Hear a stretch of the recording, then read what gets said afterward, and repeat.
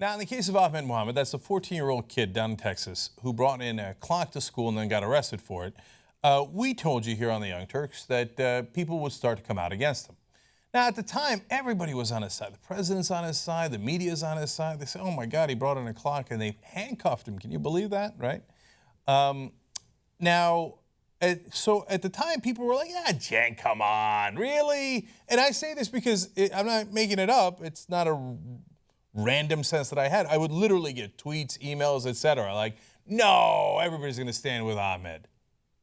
Like, have you met conservatives?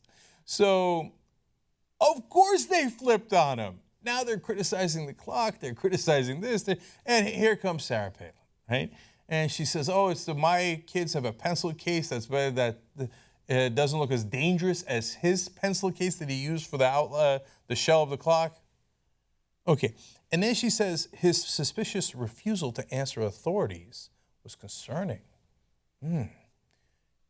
Except he said it was a clock. He brought it in. He said it's a clock. They're like, ha ha, kind of suspicious that you won't answer what it is. It's a clock. I just answered it. I guess you're not going to talk about it, are you? Say it. Okay. Gee, I wonder if they might be suspicious about something else. Now, she went on to write a whole blog about this. She said, whereas Ahmed Mohamed, an evidently obstinate answering student, bringing in a homemade clock that obviously could be seen by conscientious teachers as a dangerous wired-up bomb-looking contraption, teachers who are told if you see something, say something, gets invited to the White House. Now, if you couldn't decipher that, you're not alone. She does not speak the English language. She uses English words, but does not put together them. That's ironic. I just did the same thing. She does not put together sentences that are understandable. Okay? So what she's trying to say there is she said in the beginning, oh, all these kids who are good American kids bring their guns to school. They get in trouble. Now, to be fair to her, she mentioned kids who did not bring in guns, but it looked like a gun. And if she's worried about zero tolerance in that regard, like some kid who ate a snack and made it into the form of a gun, it's not a gun, it's an actual snack, then I would be with her. I would agree with her, right? That zero tolerance is absurd, right? But then she mentioned actual bullets that they came in because they were hunting with their dad, so they came in with some bullets. You see, but those are bullets. They actually could be dangerous. They would be shot out of a gun and they could kill people, right? I don't know if they had the gun or didn't, but the bullets could be concerning. The other thing is a clock. It's not really concerning because it wasn't really anything else. It wasn't bullets, it wasn't a bomb, it wasn't guns, it was just a clock, right?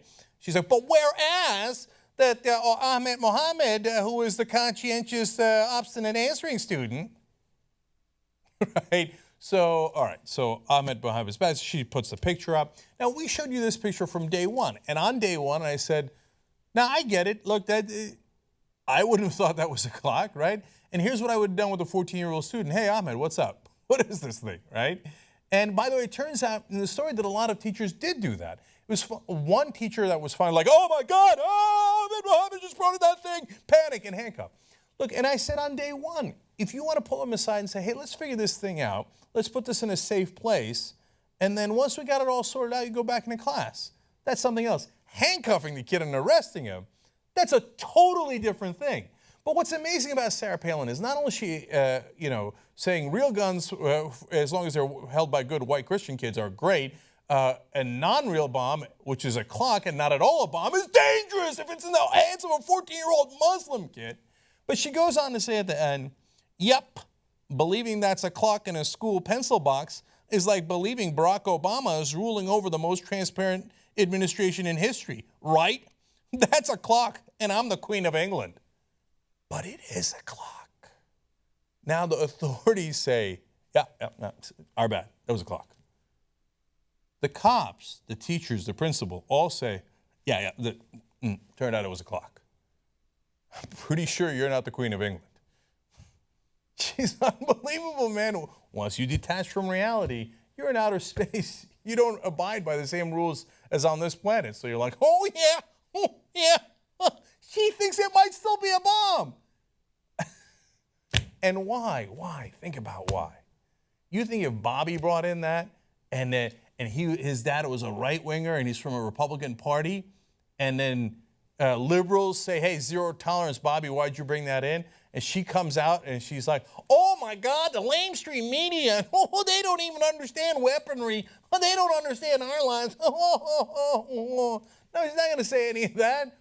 I mean, she's going to defend the kid. She's not going to say he should be locked up. Of course, it's because his name is Ahmed Mohamed. She'll defy reality to make him guilty. Gee, I wonder if there's anybody who's spreading, I don't love the term, but Islamophobia, right? The idea that perhaps Muslims are more dangerous than other people, no matter how innocent they are.